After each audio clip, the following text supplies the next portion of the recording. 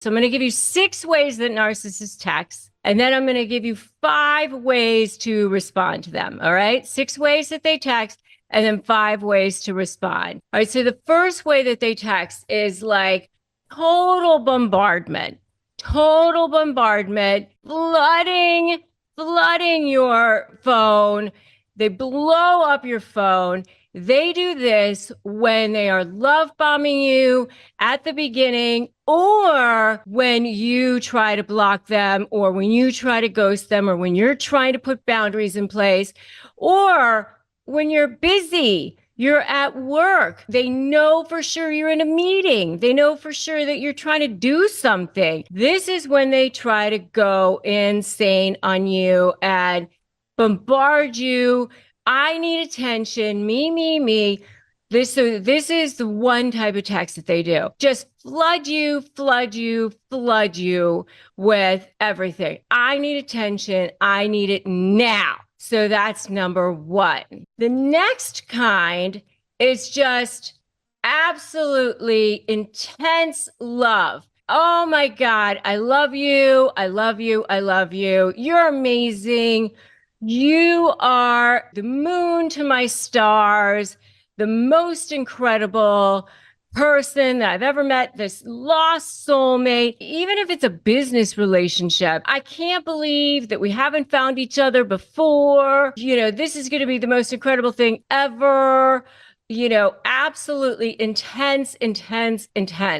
Like you really almost can't even breathe because it's just all the time, but intense proclamations all the time. And like it's blowing up your phone with these, but they're also telling everybody else in the world, and they're riding this high constantly. And they do this at the beginning of the relationship, but also when they're maybe trying to get you back, or when they are trying to future fake you because maybe they did something wrong and they're trying to get you to see how amazing the future is going to be and get you not to be thinking about what they might have done in the past.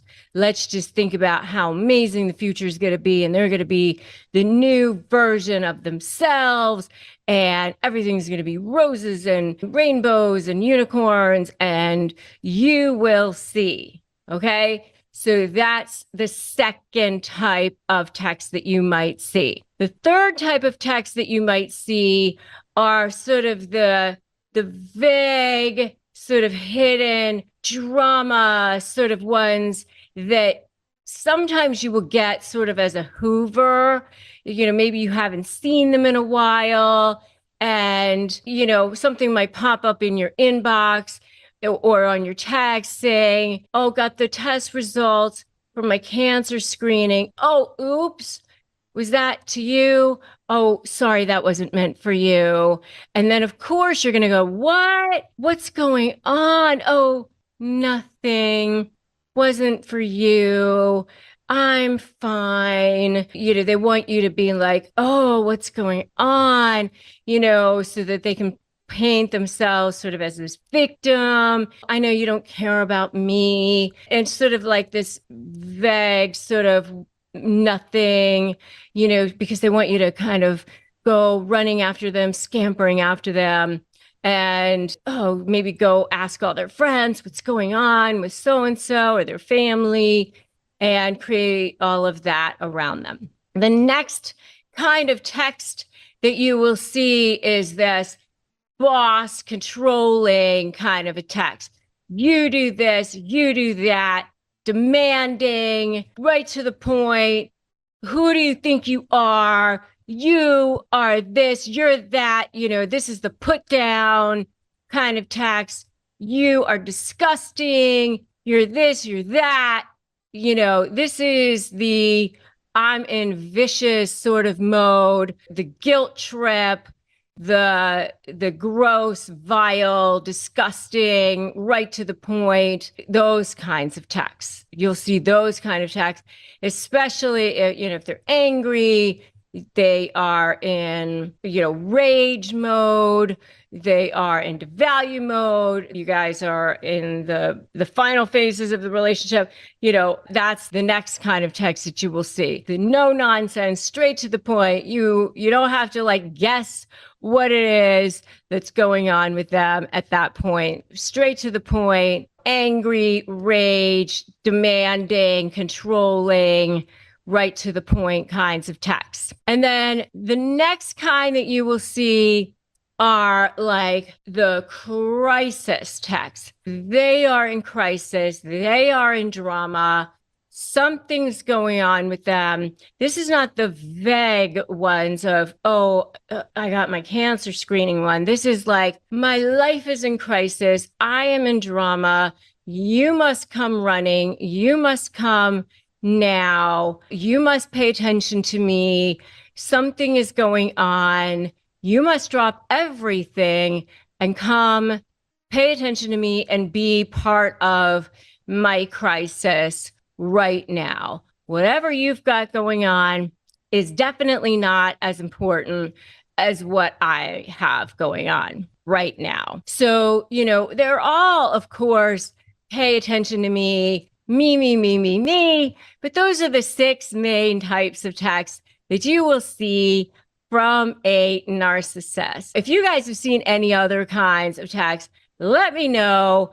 And I would love to know what other kinds of texts you guys have seen from narcissists. But what can you do about it? What can you do about it?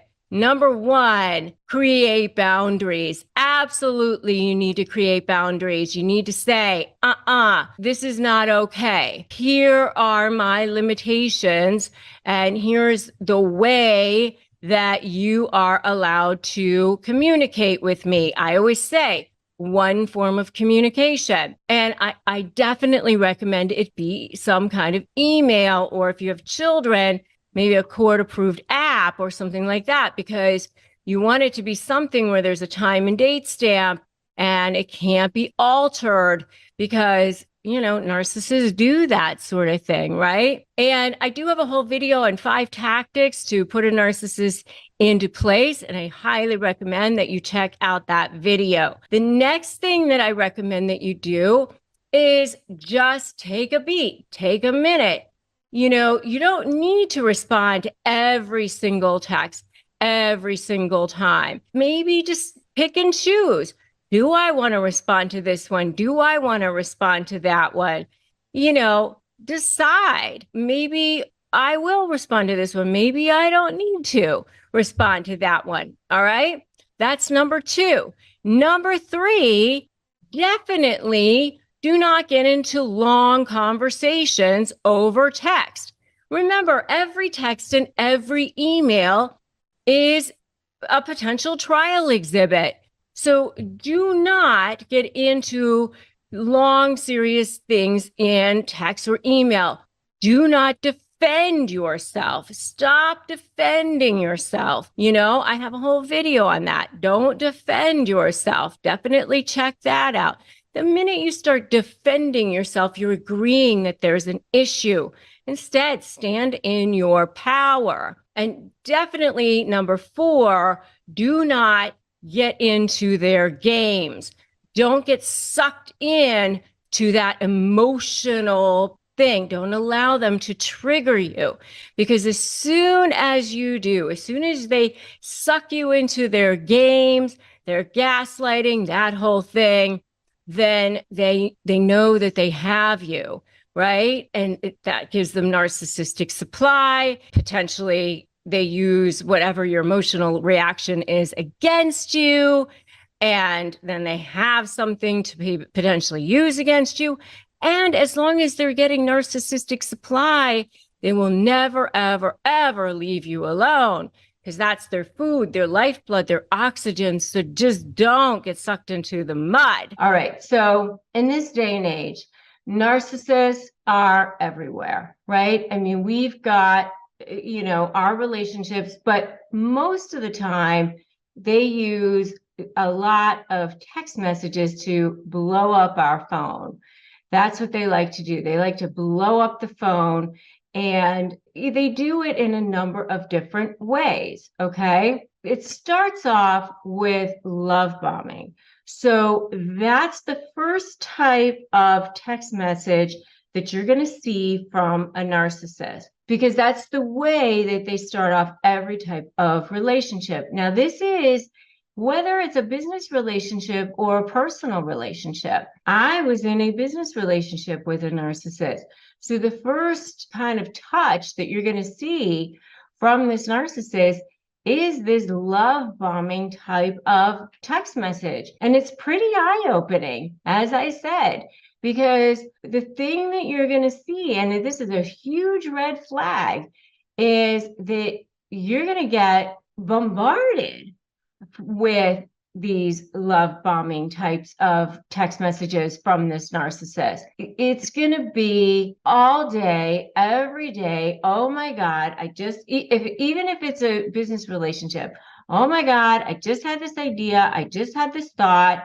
I just, middle of the night. And same thing if it's a new romance. Oh, I just was thinking of you. I just had this thought. I just had this song. This lyric just came to me. All these different things, right? I just was watching this television show.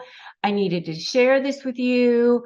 Let's watch a movie together, even if we can't be together, and we'll just comment on it together. I mean, you literally with this person basically 24/7 on the text.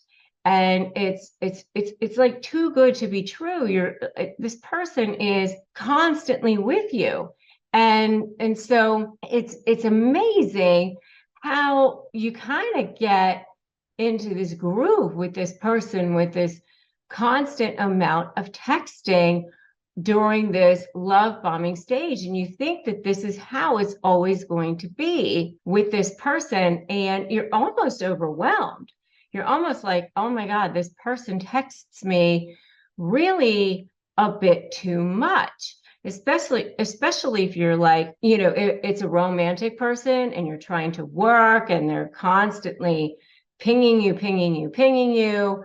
And it's a little super strong and you're overwhelmed, but you're like, okay, well, they're just so taken with me and they're just telling you how amazing you are, how beautiful you are, how handsome you are, how sexy you are, or if it's a business relationship, they may be, name dropping left and right, or they may be giving you information that you want. They might be giving you, oh, wow, I have this lead. I have these contacts. I have these, clients that I'm going to be bringing in.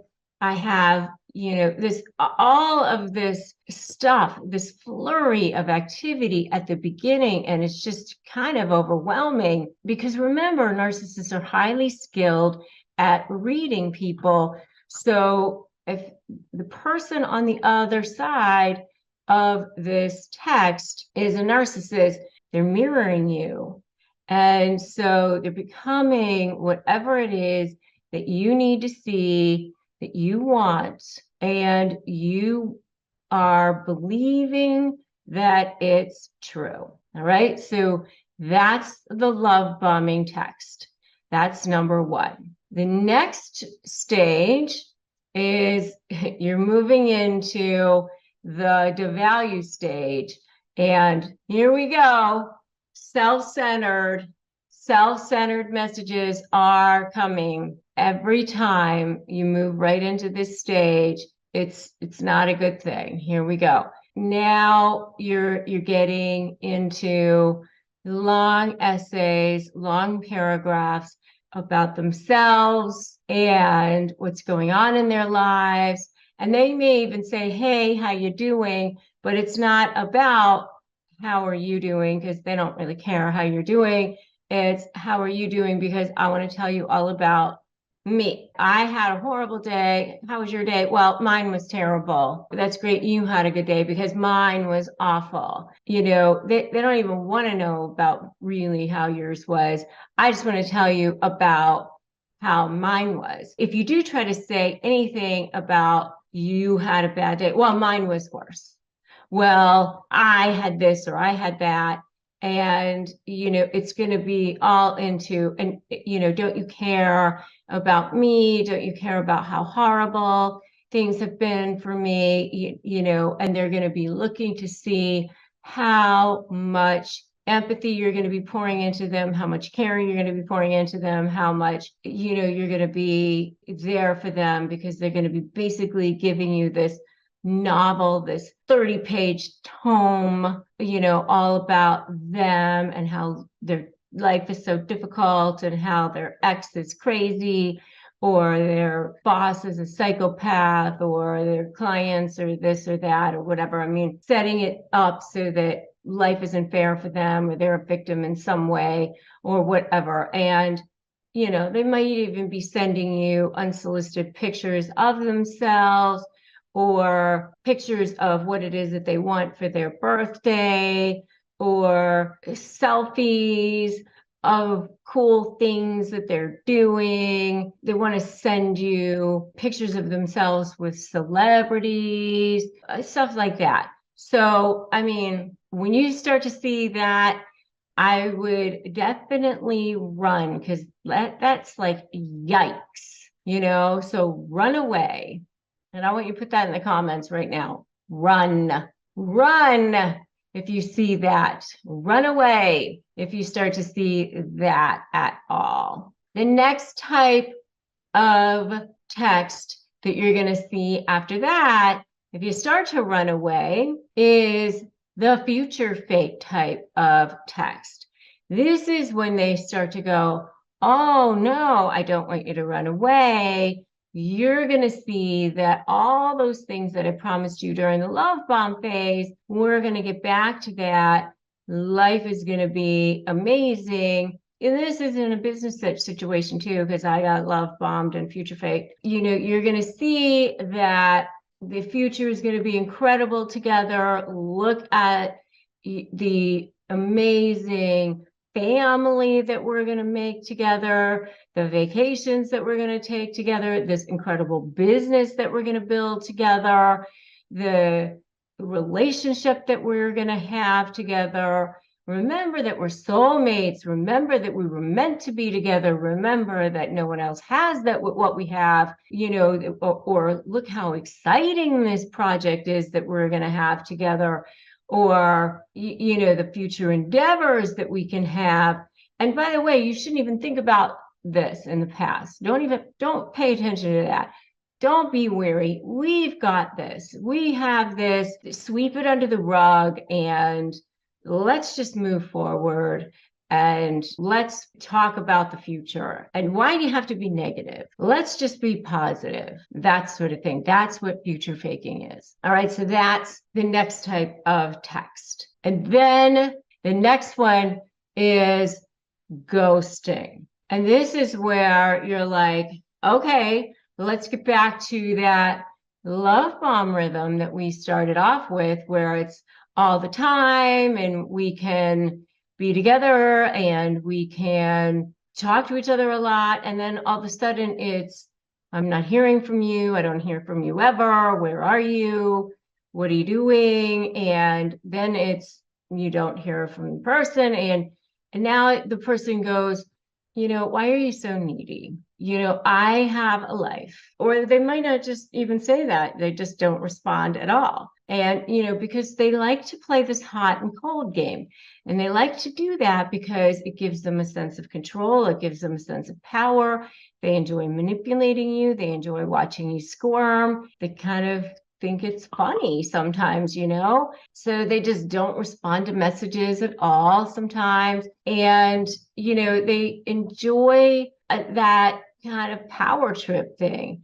And, if you start to see this hot and cold power game, it also messes with your neuronal patterns, and it starts to get you sort of addicted, because that anticipation causes that dopamine to get released in your brain, and so it causes that trauma bond. So you have to be really, really careful about that. and it's really sick. So be careful about that hot and cold game and just get out of there. As I said, run, Forrest, run. The last type of text, especially if you are dealing with a grandiose narcissist, is that bragging type of text. This is similar to the self-centered messages, but they brag about themselves, and they're not asking about you, by the way. Hey, how you doing? But I just thought I'd let you know that I did this and I accomplished that, and this happened to me at work, and that sort of thing. And it gets old after a while. And after a while, you start to notice, hey, you know what? They never ask about me. I never get to talk about myself. And if I do, it's really just a foray to turn it around and talk about themselves.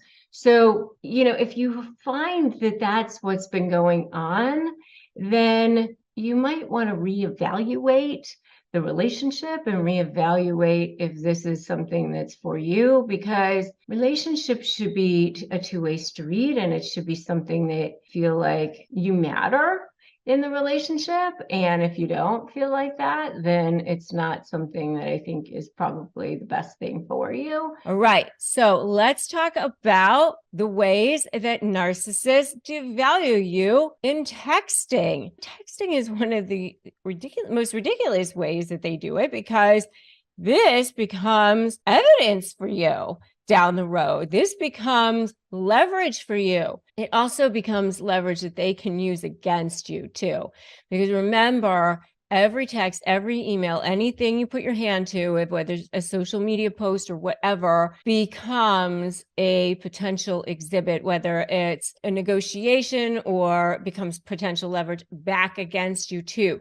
So you want to make sure that you're always keeping your emotions in check as much as you possibly can. They're constantly trying to look for ways to use things against you as well. So remember to be careful. If you want ways for phrases for disarming narcissists, I have a really, really powerful tool for you. It's a free tool. It's phrases for disarming narcissists, and you can get it at disarmthenarc.com. Just go to disarmthenarc.com and grab those phrases. Okay. So 10 ways the narcissists devalue you in text messages. Well, the first one is that they deliberately send you a baiting text message to bait you, and then they immediately ghost you. They know that you're going to be like on edge. They know that you're going to write back right away, but then they don't write back right away. So, here's the thing that'll happen. They'll accuse you of something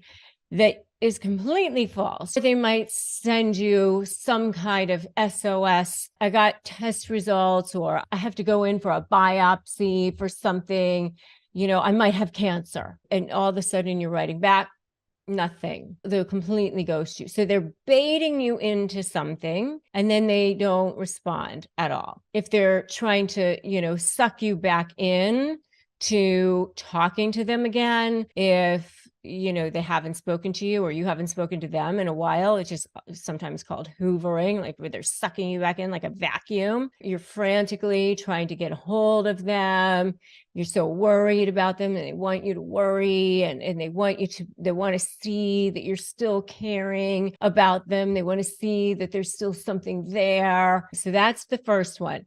Bait you and then ghost you. Number 2 is just deliberately ignore you completely. They don't bait you first. They just deliberately ignore you. A lot of times you will see this when you've gone through the love bombing phase, and now they're conditioning you. This is a conditioning where they want you to now want them, need them, become attached to them. It's all part of this sick sort of game that they play, where they love to play games with your emotions. They want to see that you are worried or attached, or how badly do you want to talk to them, that sort of thing. Like, they can't just be a normal person and respond, because they enjoy that process of manipulating you. Your emotions are a game to them. So that's number 2. Number 3 is they'll deliberately start fighting words with you in a text message when they know it's a big day for you, but they'll make it your fault in some way. You didn't do this, you left in a huff this morning, and then you're over there trying to like assuage their ego and make nice with them while you're also trying to be emotionally stable and whatever, dealing with your big day and whatever it is that you've got going on. And they're literally over there like, that's it, we're done. If it's a business situation, they do the same thing. They know it's your big day. They know it's something that's going to happen with you. And then they make sure that they sabotage that for you in a text message. So that's number 3, deliberately starting a fight when they know it's a big day for you. Number 4 is deliberately trying to make you jealous or deliberately trying to triangulate with you. This is something that you often see with business partnerships or even, romantic relationships as well, where they try to make it seem like they have a better relationship with somebody. They're constantly trying to make you want them more. They think that by doing that you're going to want them more. And I know for me, it makes me feel like I want to repel them more. But for them, they think it makes them appear more like you're going to want them more or something. Somehow you're going to be jealous, that you're going to be so nervous to lose them or something. But that's what they do. They deliberately try to make you jealous through text messages. Oh, I just spoke to so-and-so, or I just got off the phone with so-and-so. They really are, love me. They're really into me, or they really like me. It's a subtle devalue. It's a subtle way of letting you know that you're lesser. You're lesser than them. It's just a put down. It's a subtle way of letting you know that you're not as good. Number 5 is they deliberately ignore your boundaries. You've set boundaries. You've let them know. This is especially in any kind of a business partnership, or maybe it's during the discard phase where you've kind of said, I don't want to be in this relationship anymore, or you need to respect who I am or what my boundaries are, or whatever it is. And they just say, you know what, whatever. I'm going to just do whatever I want, and I'm going to just speak to you however I want. I'm going to talk to you when I want. Let's say you've said, please don't contact me on weekends. And there they are texting you on weekends. So it's a total way of devaluing you in texts. And what can you do about it? What can you do about any of these things? You can literally subtly just continue to say, this is not okay. These are things that are, deal breakers for me. And you can start to say, you can't speak to me in text anymore. Email is one thing. First of all, I always say have one form of communication, and it should never be text, and it should never be in person. It should always be in email, because email is the least likely to be manipulated.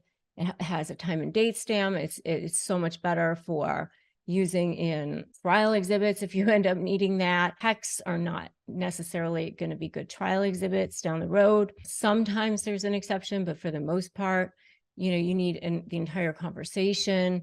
So just let them know we're done with this mode of communication. And I have a lot more, by the way, in my new book, Slay the Bully, How to Negotiate with a Narcissist and Win, which you can pre-order right now at slaythebully.com. And if you go there and pre-order it now, you can get the entire manuscript ahead of time, and you get tons and tons of bonuses for free as well. So I would go there, slaythebully.com, and pre-order it now. And the next one is they completely deliberately ignore your needs. You're trying to explain to them what you need from the relationship, what is hurting you, what your feelings are, what's going on with you. They don't care. They will continue to plow through. They will continue to hurt you. They will continue to deliberately ignore your needs. That is not even a subtle way of devaluing you in texting. That is just a flat out over way of devaluing you in texting. All of this leaves you with a form of what we call complex post-traumatic stress disorder.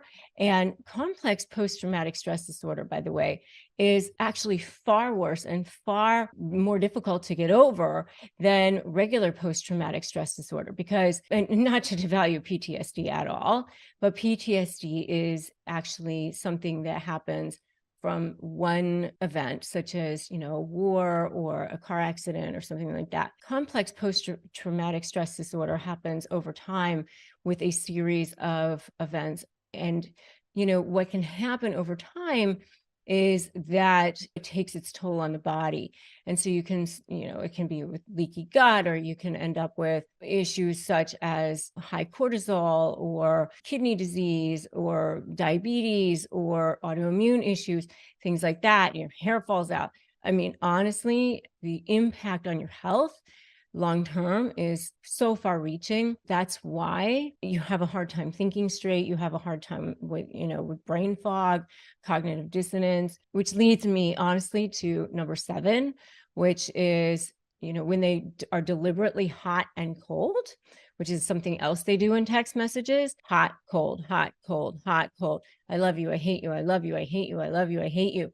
That is what causes something called trauma bonding. And that trauma bonding is what causes it's so difficult to leave. It's so difficult to leave because something that happens in the brain, because you get that dopamine hit and it becomes actually a physical addiction in the brain. It becomes extremely, extremely addictive and difficult. So when somebody is just even and just normal, you don't have those swings, you don't have those highs and lows. And that's what causes such a physical impact on the body, which is why it's so important that you're getting education like this, that you're getting the help and support that you need with channels like mine and other free resources like this, which, by the way, if you don't have access to a support group, go to Narcissist Negotiators with Rebecca Zung on Facebook, which is a huge support group that I have,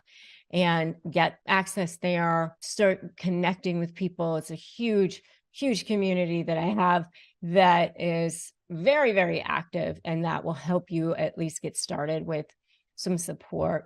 Okay. Number 8 is that they will send texts that were allegedly meant for somebody else, and this is something that you see again in the Hoover phase, like, oh, hey, got my test results or something. Oh, oops, sorry, wasn't meant for you. And, again, that little devaluing, that little letting like, not thinking of you anymore or whatever, just a way to devalue you, again, using that power of text messaging to give you a kind of a smack in the face, kick in the gut one more time, especially if you are no longer in relationship with this person, whether it's a work person, a business partnership, a romantic relationship, whoever it is, even if it's a family member, quite frankly, you can block this person. You do not have to be in relationship with anybody. I mean, seriously, if they're causing you toxicity, if they're causing you harm, you do not have to be in relationship with this person. Period. End of story. You just don't. Okay. I mean, you really have to do something that I call defend your light with your life. That's what you have to do. That is the only thing that you have to do. You have to take care of you. That's what you have to do. And that's the intention that you have to set for yourself. That is what you have to do. If you don't have access to help and support as far as therapy, I do have a sponsor on this channel, which is BetterHelp, and you can go to betterhelp.com/Rebecca Zung to access that. And we receive commissions. It doesn't cost you any extra, but we want you to have access to good resources that have been vetted. Okay. So that's the next one. The next one is deliberately be passive aggressive about things that they said that they were going to do, and then they just don't do them. So yes, I will definitely take care of that. Yes, I will definitely help you. Yes, I will definitely pick that up for you on the way home. I'm all in, and then they just forget about it. Such a huge way of devaluing you. And they have no plans on doing anything for you. They have no plans on helping you. Or, yeah, I can do that. I don't think it's too far out of my way. I was going to, come right home or whatever. I was going to, but yeah, it's not too bad out of my way. Like they're just sort of like passive aggressive about helping you with anything and just sort of subtly devaluing you. But then, oh yeah, I see. I said I was going to do it. There's always that plausible deniability with people who are passive aggressive. Like I said I was doing it. Look, if you look at the text, I said I was doing it. I had every intention. What are you talking about? So it looks like they were doing it, but then they don't actually even end up doing it, or if they do, they can get the credit for doing it, even though that they did it like kicking and screaming and it didn't want to. And so there's like that little subtle devalue. And by the way, I know you guys have seen these things so far, and I'd love to know which ones you've seen. Tell me in the comments which ones you've seen, and give me an amen if you've seen any of these in the comments so far. Number 10, can you guess what it is? Number 10 is definitely gaslighting. Gaslighting is anything where they're like completely just questioning your reality. So you know what you've seen, you know what you've heard, you know what your reality is, and they'll just basically just say, that's not what it is. So you're texting them and telling them that you saw them with another woman or another guy, and they'll be like, nope, that's not what you saw. And they'll literally flat out lie.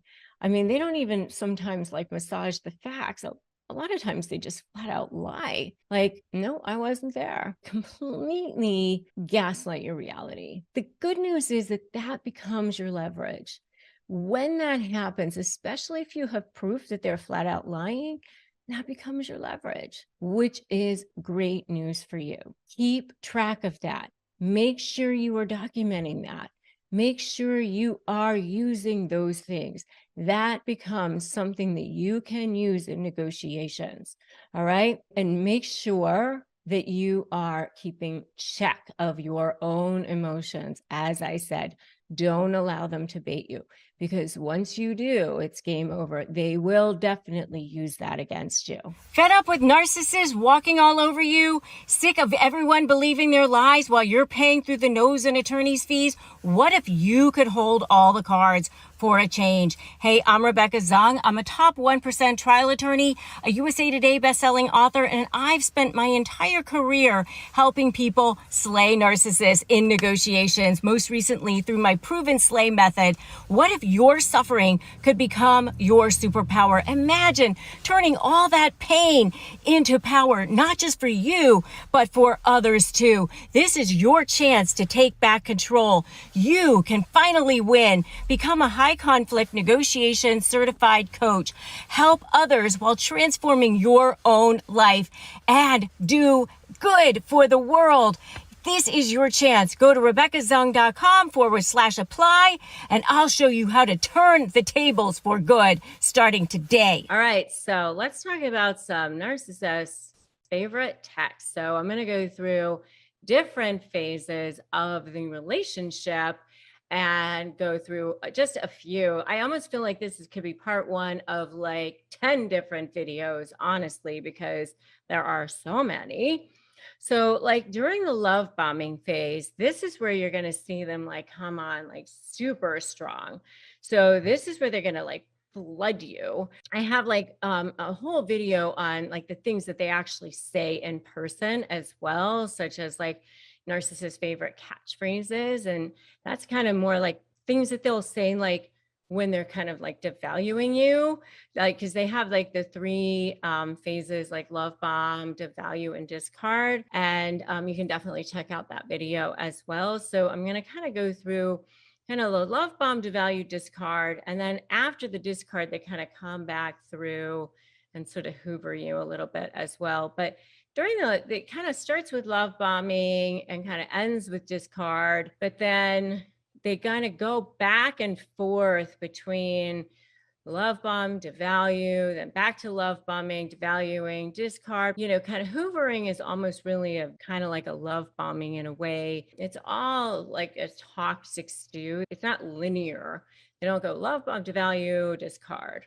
They kind of go back and forth between the phases, which is part of what causes the trauma brain and destabilizes you. It's really, really important to understand that, because that's why it's very, very difficult to negotiate with them a lot of times, because your brain is like so scrambled sometimes. So in the beginning, when they're first starting to want to gain control over you, they want to come on super strong. So they just are very, very charismatic, and they just flood you all the time. So you're going to get these text messages that'll be like, you're beautiful, you're gorgeous, you're amazing, you're so smart, and it's not just male to female, it's female to male as well. You're perfect for me. I mean, I dealt with it in a business situation. So, the emails that I would get too were, this is the most incredible partnership. I can bring you the best clients. I know all the right people. I can make the right introductions, to flood you at the beginning with all the right things to say. So, you'll see things like, I can't stop thinking about you, or I miss you already, when they just left like 2 minutes ago. Flood you, flood you, flood you. You can't believe this person even existed. They're right there in your space all the time. I can't live without you. You're my Prince Charming. You're my Princess Charming. You're my soulmate. This is the most amazing thing. I've never met anybody like you before. These are the kinds of text messages that you will get during the love bombing phase, right? So if any of you guys have seen this before, I want you to give me an amen in the comments right now. Totally, right? Okay.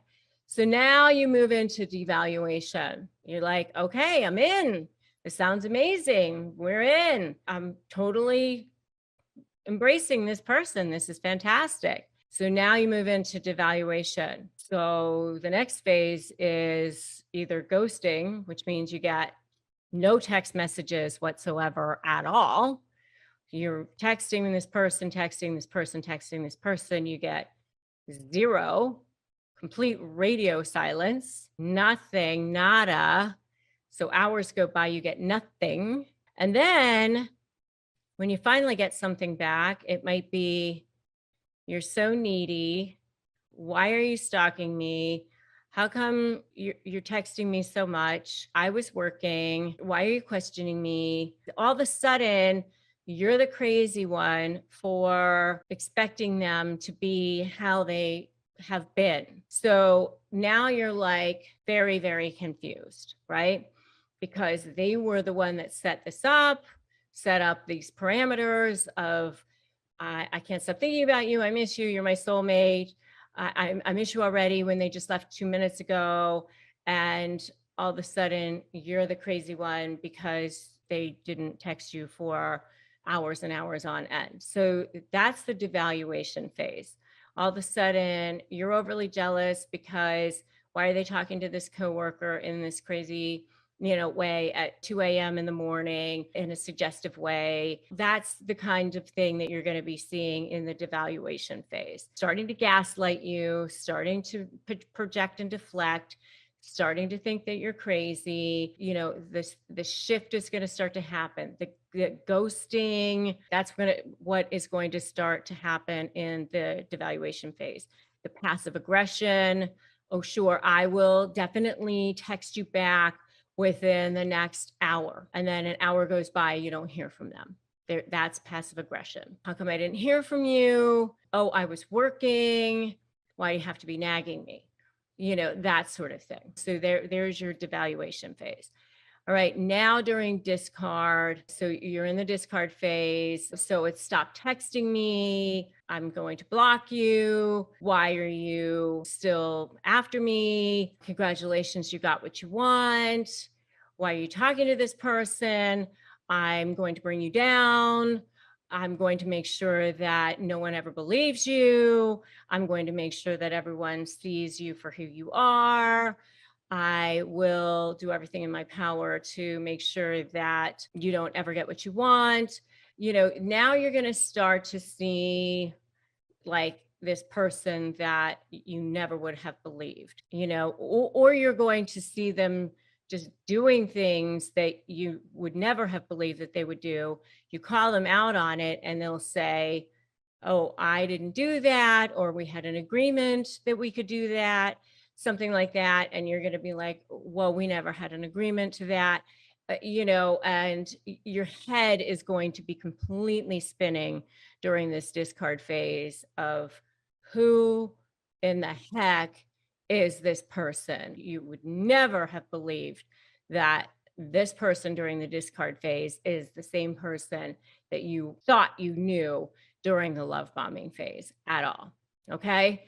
Then you get into the hoovering, text messages. You won't have heard from this person in 6 months. And after all the things that have happened, all the things that they've done, all the horrible things that went down, and you finally have moved on with your life and don't even think about the person anymore. And in your DMs or in your text, suddenly you get a little, hey, how's it going? Or just a hey. And you're like, what is this? Or, hey, how are you? Something like that. And you think, what are you doing? Or it might be, hey, I heard our song. Just something super random. And it's just a little like, boom, is there supply to be had? Something like it really is what is going on there. They want to know if there's some supply that do I still have power over you? Is there some way that I can still get you to come back to, can I still reel you in some way? So those are the kinds of text messages that you will be getting from narcissists. And I really feel like it's like a very thin slice. Honestly, I honestly feel like I could do parts 2 through 10 here. So today we're diving into a fascinating topic. Many people don't even recognize this as a red flag. Weird phone calling habits of a narcissist. They are master manipulators, and their behavior over the phone, a power tool, a powerful tool in their arsenal of control tactics. And you want to know what's going on here so that you don't fall into that hole and become prey, and actually turn this around and use it for you so it doesn't get used against you. So let's jump in. The first one is that they don't call it all, but they prefer to use text instead. This is something that I always found so weird. So you've been in a situation, you're trying to have a meaningful conversation with this person, but they insist on texting instead, even in like emergency situations, crazy situations. You're having a conversation with them, but they insist on avoiding the phone call. They opt for text instead. You're like, come on, let's jump on the phone. It's like so arduous. It's very painful to try to type out all this stuff, right? But no, texting will give them a distinct advantage. It allows them to control the narrative. Plus, they don't want that closeness. They want to keep that distance. They want to keep you kind of far away. They're not comfortable with intimate conversation. They're comfortable with having some distance between you. They want to be able to think carefully about each word that they're using. They want to be able to craft that perfect response. They don't want to have that spontaneity. They don't want that intimacy. They don't want real-time conversations. So if you're trying to discuss an important issue with them, maybe you're having a disagreement, maybe a decision needs to be made, you're trying to call them, you're not getting an answer, This is probably why they want to be able to respond on their time. Plus, maybe they're in a place that they don't want you to know about, right? Maybe you're dealing with a co-parent or a husband, a spouse, whoever, but they want to be able to text you back when they want to. It allows them to keep you on your toes, give you vague answers even. They can ignore you, they can respond when they want, they can make it convenient for them, they can be vague if they want to. It forces you to be in a position where you are waiting on them and they can dictate the pace and the tone of the conversation. So number one is that they don't call at all. They prefer to text instead. So that's number one weird phone calling habit of a narcissist. Number two is that they'll call you at inconvenient times. This is kind of weird. Like you'll agree that you're going to talk at 6 p.m. or a certain time that you've already said is convenient to you, but they don't call at that time. They'll call at 9, 10 o'clock at night, 11 o'clock at night, 6 o'clock in the morning, some weird off time that you've already said that time doesn't work for you. It's so weird because they'll call you at a time that they just have decided that that's the time that they're going to call, or your busiest work hours during the middle of the day. And then they expect you to be available. Do you think that's a coincidence? It's not. They expect you to prioritize them over everything else. So you're in an important meeting, your phone goes off, and then they guilt trip you for ignoring them, for not answering the call. You're disrupting it. What's going on? The key here is that they want you to cater your life to their whims. It's a power play. Once again, why aren't you dropping everything for them? Reinforcing their control over your time and your energy. Got it? Maybe you're just settling in for a relaxing evening. You're finally off the clock. Maybe you're in sales or something. They want you to be at their whim. It's like saying your schedule is at my mercy. Your time is more important. Their time is more important. The next thing is they talk or interrupt you. Rarely is a conversation a two-way street when it comes to a narcissist. They make it clear they're not interested in hearing what you have to say, but they're constantly going to say that you're the one who's interrupting them. They don't really care about how you feel, what it is that you're saying. Then they're going to say, that's not what happened. You're overreacting. They constantly are hijacking the conversation. They're steering it away. They don't want to hear about your feelings. They just want to steer it back to them. So imagine you're on a work call. Every time you try to contribute to the conversation, they're back at them. They're interrupting with their own thoughts. They're disregarding your input. It undermines your confidence and it establishes them as the authority in the conversation. An effective strategy here is to set boundaries. If they interrupt, calmly say, I wasn't finished. I need to continue speaking here. The simple phrase is powerful in reclaiming your voice. If you've seen any of these so far, give me an I've seen it in the comments so far. And I have powerful phrases for disarming narcissists at disarmthenarc.com. Go to disarmthenarc.com and get my powerful phrases. And also join my free private Facebook group, Narcissist Negotiators with Rebecca Zung, to get those support that you need. Don't try to do this alone. The next one is excessive love bombing calls. Early on in the relationship, you're like, oh my God, they're calling me so much. They're going to call you all the time, because they're trying to get this sense of dependency going. It's their way of making sure that they become the center of your universe. All the time, here you go, center of the universe, until, of course, they're not, and then they're gone.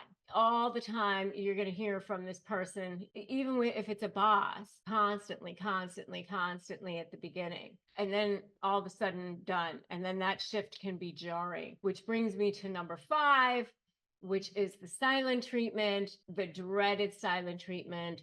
Narcissists are notorious for this one. They suddenly stop returning your calls. and stop returning your messages, leaving you in this state of confusion, this state of anxiety, no calls, no texts, nothing. You start to wonder if you've done something terribly wrong, might even start blaming yourself. And this is exactly what they want. Your anxiety is their power. I mean, it could be a colleague that just stops calling you. They won't respond to anything. They leave you out of the loop. And if you're wondering where you stand, it's a tactic to make you feel insecure and force you to wonder where you stand and seek their approval once more. And the best way to handle the silent treatment is not to engage. Do not chase after them. Don't beg for a response. Stay strong. Remember that their silence is a reflection of their need for control and not a reflection of your worth. So if any of these behaviors sound familiar or any of these phone habits or something that you've dealt with, drop a comment below. I'd love to know. I'd love to hear your stories and how you've handled these situations, engaging with our communities, how we grow stronger, how we grow together. Anyway, let's talk about those 5 kick-ass responses to those text messages, those comebacks, the ones you can, you're always trying to think of.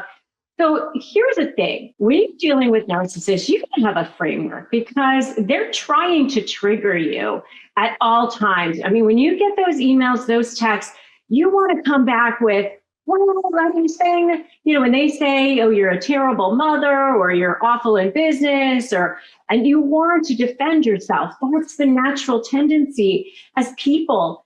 And they go back and forth between, their love bombing and those text messages, and they're trying to devalue and destabilize you. And it's just constant. And if you want to know more about the various stages of a narcissistic relationship, by the way, you can check out my videos on love bombing, devaluing, and discarding. One for each.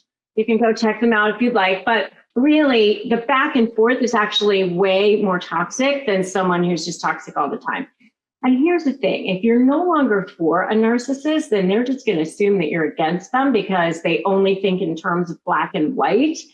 And if you're not for them, then you are public enemy number 1. You're definitely against them. So within that framework of all of this toxicity and craziness, you've got to have a way to respond that's going to allow you to continue to maintain your power so that you don't get triggered and so that you continue to control the conversation and control the way that you respond so that you don't do something that you might regret. Because remember that every text, every email, everything you put your hand to, anything you write, whether it's a social media post or whatever, is a potential trial exhibit. So remember that. Always keep that in the back of your mind because they will try to trigger you. They will try to get you to put something in writing that they can screenshot or print out and use against you in whatever way they can. So be really, really careful about that.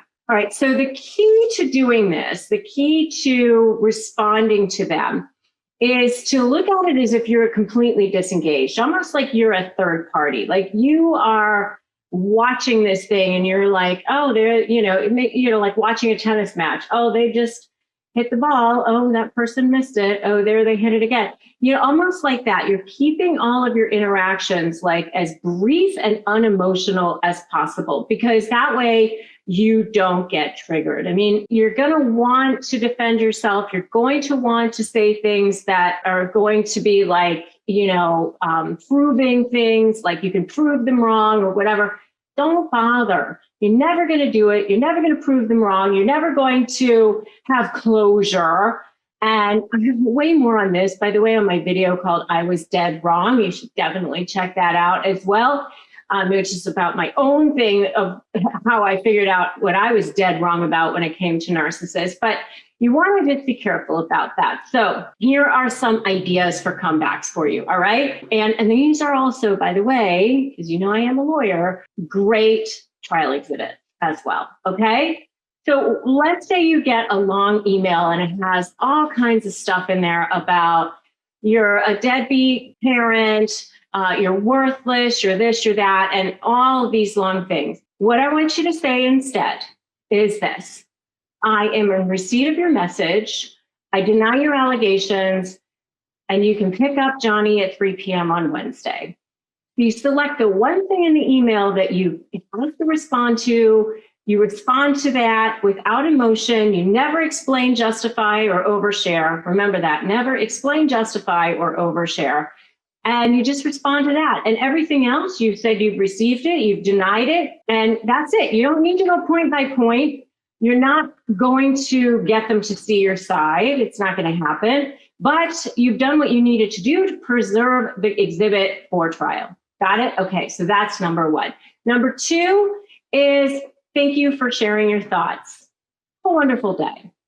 So again, you've acknowledged, but you see how you're just keeping a distance between yourself and them. You're keeping your emotions out of it.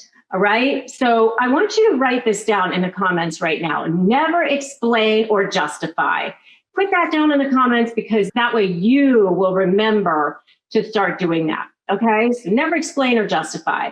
Thank you for sharing your thoughts. Have a wonderful rest of your day. Number three is it sounds like you are very upset. Let's discuss further when you've had a chance to calm down. You see how you are observing them being upset. You are not upset. Now, they may say all kinds of stuff back, like you're this, you're that, whatever, and you're the one who's upset, and you're the one who's yelling. You can just say, I agree, we need to take a break. Looks like you're very upset. Happy to talk when you've had a chance to calm down. Or you can even say, well, we both had a chance to calm down, who cares? But you just observe their behavior. Observe their behavior to them. It's not you, it's them. You're looking at them having that behavior. All right, so that's number three. Number four is you are entitled to your perceptions, thoughts, and beliefs, just as I am. You know, you're entitled to have that opinion. One of the things I love to say is I agree with you, but you can say it like you're not even really ending up agreeing with anything. You can say, I agree that's your perception. I agree that that's what you think. You see, like they hear you say, I agree, but you haven't agreed with anything. You've just said you're entitled to your perceptions. You are entitled to your beliefs. You are entitled to your thoughts, just as I am. We both are. And it's just like, it doesn't add fuel. It doesn't give them that narcissistic supply, which is what they're after. Okay. And the last one is no, thank you. I mean, you don't even have to say anything more than that, but you know, thank you for whatever it is that you're saying or offering or doing. And you could just say, no, thank you. I'm not engaging with you. So all of these are ways that you can keep your emotions out of it. You stay not triggered. You are creating trial exhibits and potentially proof exhibits down the road that might help you. This show is sponsored by BetterHelp. We often talk about red flags we should avoid, but what if we focus more on green flags in friends and partners, whether you're dating, married, building a friendship, or just working on yourself from time to time? So how about we work on the relationships that are going to love you back, including yourself? I know for me, therapy's been absolutely game-changing and learning how to love myself, set boundaries, and overcome all sorts of blocks I didn't even realize I was creating for myself. I just knew I wanted to be the best version of myself that I could be. What I love about BetterHelp is that they make therapy totally accessible and convenient. The network is totally diverse, more than 30,000 credentialed therapists with a wide range of specialties. Plus, if you don't gel with one, you can just easily switch therapists anytime at no extra cost. Discover your relationship green flags with BetterHelp. Visit betterhelp.com/negotiate today to get 10% off your first month. That's BetterHelp, HELP.com/negotiate. So let's talk about whether or not you're texting with a narcissist on the other side. So the first little cue that you're going to get is that love bombing. So remember, relationships with narcissists usually always start off with something that looks like what we call love bombing, which is that they come on super strong as the most amazing person. And it's almost like a little bit overwhelming. If you want to know more about love bombing, I would definitely check out my video just on love bombing. But basically, it's just that they come on super strong. Like, you know, they're just in your face all the time. You almost can't even breathe because they don't want to give you a chance to like think or anything like that. So right away, they're making plans. They're telling you how amazing you are, that you're perfect, that they can be perfect for you. So, you know, if it's in a business setting, they can bring you the best clients, the most money, they have all the right contacts, they have the best skills, whatever it is you're looking for. They've done it before. They've done it super successfully. They can introduce you to all the right people. Whatever it is, they're very good at honing in on whatever it is that they see that you want or need or would be good for you. And so they'll do the same thing in text messages. So suddenly you're being love bombed. You're just like, you're so beautiful. You're so amazing. You're so successful. I can't believe I met someone like you. How lucky is it? We are perfect for each other. This whole thing is meant to be. And maybe people will say things like that and they're not narcissists, obviously, but this is just one sort of little indication. If it feels like, oh my gosh, it's a little much, they're coming on really, really strongly, then maybe it's a possibility that you're being love bombed by a narcissist, unfortunately. So number 2 is they talk a lot about themselves. So, you know, every single time you're in a text conversation with this person, they're telling you that what's going on in their work, what in their day, what's happening with them. They can't believe that this happened. This crisis is going on, and all about them, all about them, all about them. And they never really ask about you. Or it might just be sort of like an afterthought. Oh yeah, well, and how are you doing? Okay. And then they never even respond to that. Like you tell them and then they don't respond to that. So if there's a lot of talk about themselves and a lot of talk about their own issues, and you just find yourself texting back, spending quite a lot of time just going on and on about helping them. And of course, you know, if you're getting into the relationship with this narcissist, are probably an empath. You're probably a person who feels very deeply for people, who wants to help people, who feels like you can save people or you care so much. Then, you know, it's probably just really second nature for you to just go, how are you? And oh my gosh, and this is terrible. And you don't mind actually for a lot of it, helping this other person and pouring yourself into this other person. But then at some point you start to realize, well, wait a minute, they don't actually ever ask about me. How is that going on? I mean, and you think, well, am I being selfish? You know, but no, I mean, at some point, the other person should be, you know, how is your day going, or what's going on with you, or something in that text message conversation. So if there's a whole lot of stuff about themselves, then maybe that's an indication that you are texting with a narcissist. And by the way, if you want to know more about narcissistic favorite phrases, you should definitely check out my video on the narcissist's favorite phrases. So the next one is going to be like future faking, or saying things that, you know, we are going to go and do all of these things. The future is going to be amazing for us. We're going to create this amazing business. We are going to go do things together. If it's a romantic relationship or a friendship, they might plan a lot of different things with you in the text messages, and then they never really come to fruition. Like, what's going on with that?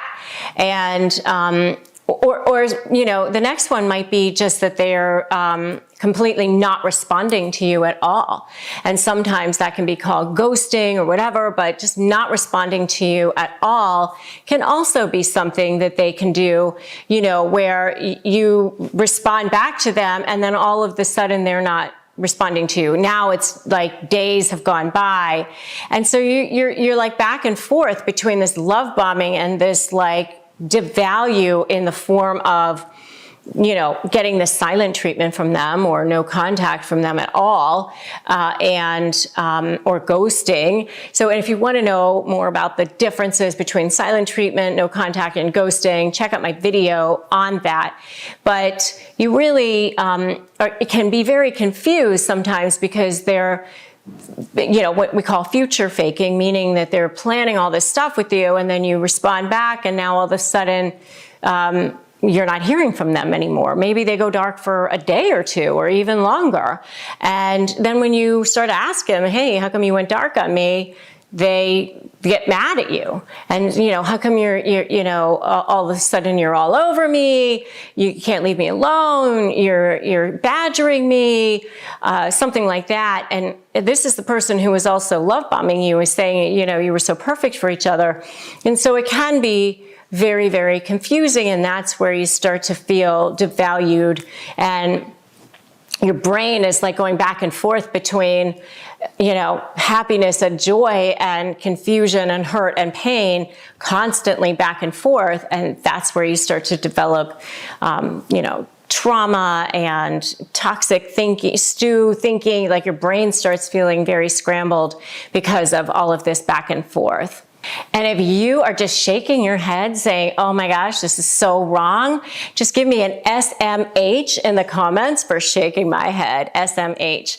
And the fourth example of a text from a narcissist is a lot of bragging. So they do a lot of bragging about their accomplishments, all the things that they're doing, how everybody else is so stupid, how everybody else was inept at work and they were so smart, and how they came up with all this, you know, some innovative thing, or that they, you know, stopped something from happening or saved tons of money for the company, or whatever it is that they have done. They're just in the text messages, just constantly bragging about their own accomplishments, and how everybody else is so inept or stupid or something like that. So that can be definitely an indication that you might be dealing with a narcissist. And the last one is that they send lots of pictures of themselves. So, you know, you get tons of pictures of this narcissist, and you know, it's not pictures of other people or things that are going around them, or even asking for pictures of you. They just believe that you must want tons and tons of pictures of them. And so that could definitely be an indication as well. So 5 signs you are texting with a narcissist. So number one is the love bomb. Of course, they start off with love bombing. That means that they just want to make sure that they are overflowing in the relationship. They are just so generous. You are so perfect, so amazing. Even in a non-romantic relationship, even in a business partnership, which is something that I had to deal with in a situation that I was in, they start off so perfect. I mean, they want to make sure that you just think that they are God's gift to you. So it's actually kind of overwhelming at the beginning, where they just are absolutely amazing. You just wonder, where has this person been all of my life? So they are intelligent and absolutely incredible. If it's business, all the amazing clients that they can bring to you. If it's romantic, they're telling you how beautiful you are, how handsome you are, how smart you are. You just think that you have found your soulmate. I mean, absolutely incredible. And they're just texting you all the time. And it's just absolutely overwhelming sometimes. So the love bomb in every possible way. So that's number one. Number two are the self-centered messages. So this is a red flag as well, because now you're starting to get messages from this person where they're just talking about a lot of what's going on in their life, but maybe not asking you so much about what's going on in yours. They're telling you all about maybe what's happening in their work situation and their family situation. Maybe it's a whole lot of fire alarms going on in their life, a lot of things happening. It's very engaging, a lot of things happening. They want a lot of input from you. Maybe they need you a lot. And maybe, you're an empathic person, so you want to help them and you feel like you're needed and you're engaged. And so a lot of that is going on as well. And so you are finding yourself suddenly drawn into their lives through this text conversation. Maybe they're even starting to send you unsolicited pictures of them and pictures of their family. A lot of that is happening also. And by the way, if you want to know more about how to respond to narcissists' texts, I do have a whole video on that as well, and you can definitely check that out. All right, so that's number 2. Number 3 is future faking. So one of the things that narcissists love to do is future fake. So you will start to get a lot of messages on what your life is going to look like. Narcissists love to talk about the future, what your life is going to look like in the future, and how incredible the future is going to be. If it's a romantic situation, they do want to move very, very quickly to the next phase. So it's going to be you're getting married quickly, you're moving in together very quickly. If it's a business relationship, you're going to be partners very quickly. They want to move to the next phase as quickly as possible. So the future fake is going to be happening very quickly. They want to elope, they want to get married, they want to get to the next business, sign that contract. Let's move. Hey, your soulmates, why wait? Right? So next thing, next project, let's move. Future fake. It's all perfect. Let's do this. So that's number 3. Number 4 is ghosting. Now, all of the sudden, narcissists do like to do this hot and cold thing. So now all of a sudden, they're not responding to your text messages. Now all of a sudden it's, where did they go? And this is how they start to test their supply. They want to condition you. They're starting to see, how are you going to respond if they don't respond right away? This hot and cold sort of thing is sort of a way to see if you are going to stick around. And now they say, oh, you're so clingy or whatever, and I was busy, and what are you going to do about it? And if you stick around and you let it go, well, then, now you're a good form of supply for them. They want you to swoon. They want you to go after them. They want you to need them. They want you to go, oh, where were you? It's pretty sickening. It's a way to start conditioning you. Okay. So, you don't need it. You need to say goodbye to them right at that moment. So I want you to put right now in the comments, say goodbye. Put that in the comments right now. Say goodbye. The last one, and this is, huge red flag. Number 5, huge red flag is the bragging. They'll start bragging about themselves. They'll start to go, oh, and I did this and I did that. And look how great I am. And similar to the self-centered messages, they're going to start to tell you how great they are. They're not going to be asking so many questions about you, but they're going to be starting to tell you how great they are. It's definitely a sign that there's a narcissist on the other end of that phone. At that point, you really want to start to reevaluate. And I know what happens is, like, you start to, start attaching yourself to, but there's all these other good things going on.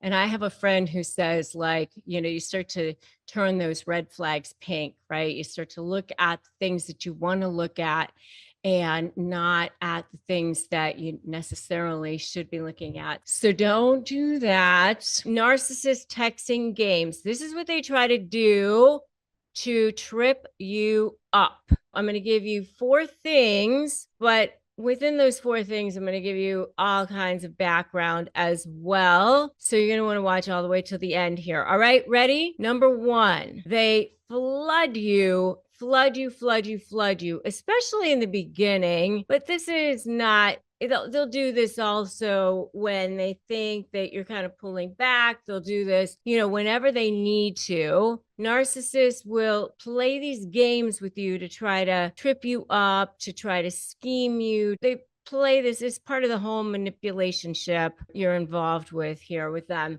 So this is one of their little texting games. They flood you with texts telling you how much they adore you, how much they love you, even if it's a business relationship too, by the way, because I was in a business relationship with a narcissist. But then mysteriously, they have no time to actually speak to you on the phone. They don't have time to see you either. But that phone, it's like pasted to their side. It's pasted, it's glued to them at all times. But they text you all the time and constantly flood you, but they don't have time to see you and they don't have time to speak to you on the phone. They hate talking to you on the phone, but they text you constantly.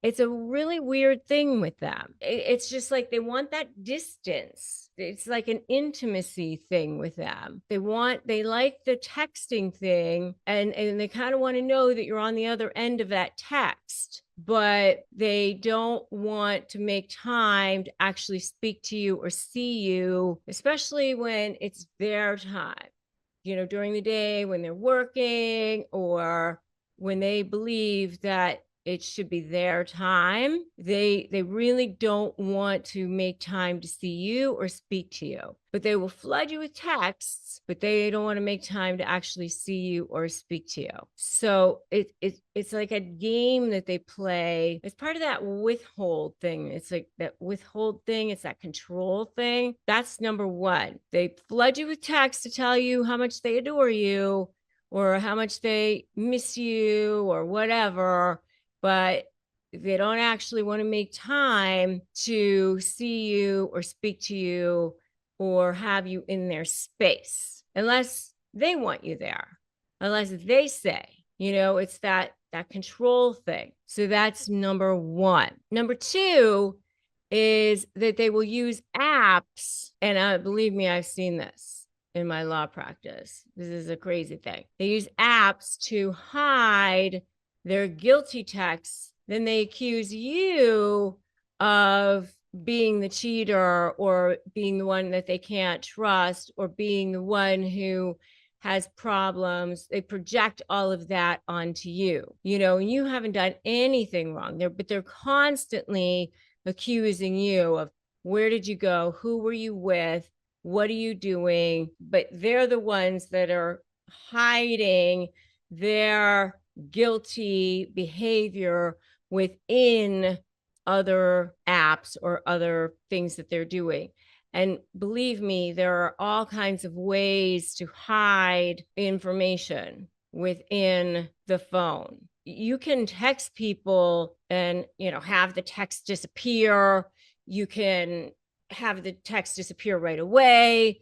And you can actually be texting from apps that you didn't even know you could text from, not just through direct messaging, through Instagram, through Facebook or whatever. There are a lot of different apps out there that provide the service of instant messaging besides those.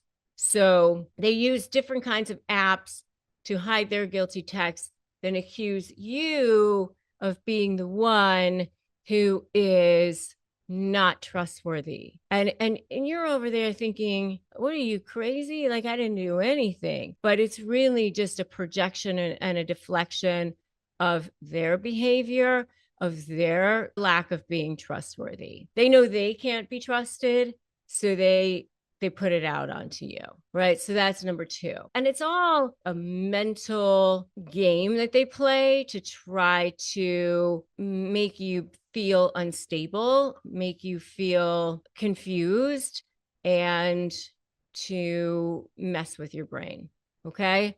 So that's number two. Number three is they flood you with attacking texts. What are you doing? Where were you? You're crazy. You're this, you're that. You're the worst person in the world. Horrible, horrible things. long texts too, the type that you have to, hit see more, whatever, the worst possible venomous, horrible things. And you're over there like shaking because they make sure to send those things when you are walking into an important meeting, walking into a special event, you're at a family dinner. Sometimes it's at a family lunch with their own family or whatever it is, where they know exactly where you are, exactly what you're doing, but they want to trip you up. They want to upset you. They want to make sure that you're sabotaged in some way right at that moment. And then you respond, you take the time to say, what are you talking about? You know that this is the situation. You know that I just spoke to you, that this was what's going on. And you take the time to explain, to justify, to defend yourself, all the things that you should not be doing, by the way. Never explain, justify, or defend. Don't do those things because it just gives credence. It gives them supply. It gives them all the things that you should not be doing, by the way, because then when you do those things, what do? They refuse to respond. A game they play to try to trip you up. It's a game and it's not okay. And I want you to put that in the comments right now. Not okay. Messing with your emotions, with your psyche. It messes with your chakras, with your energy centers, with your autoimmune system, with your gut health, with your vagus nerve, with your brain. It causes you chronic post-traumatic stress disorder. Seriously, it is so not okay. You end up with irritable bowel syndrome, and they choose those opportune moments to trip you up right then and there. The last thing they will do is they will send pictures of themselves in places or with people to throw you off their scent, to throw you off their trail when they're not with those people or actually in those places. So, they know that they're not actually there or whatever. And they'll do this because, they're actually somewhere else or with other people, because again, they're not trustworthy. They're the liars. They're the manipulators, right? And closely related to this, by the way, this is not a texting game, but this is another little game they play, is they leave their phone somewhere when they are somewhere else. If you have a phone tracker, if you know where they are, along the lines of the texting game, is they send the pictures, whatever, just throw you off where they actually are. Those are 4 texting games that they will play to trip you up, to manipulate you, to make you crazy, to destabilize you, to cause you trauma brain, to make your life miserable, gaslight you, all of the things that they do. And then, you go to try to negotiate with them, you go to try to communicate with them, and seriously, you become a shell of yourself. You start to not even recognize who you are at that point. So what do narcissists love to do? They love to accuse you of things falsely. Why do they love to accuse you of things falsely? Because they love to trigger you. They love to get under your skin. But let's take that a step even further. Okay, so what has been going on in your relationship? All right. So first of all, you have probably been supplying them. You've been giving them narcissistic supply. It started off where they love bombed you. They love bombed you. They came on super strong, were impossible to resist. They were charming. They were charismatic. They seemed perfect at the beginning. Am I right? Okay.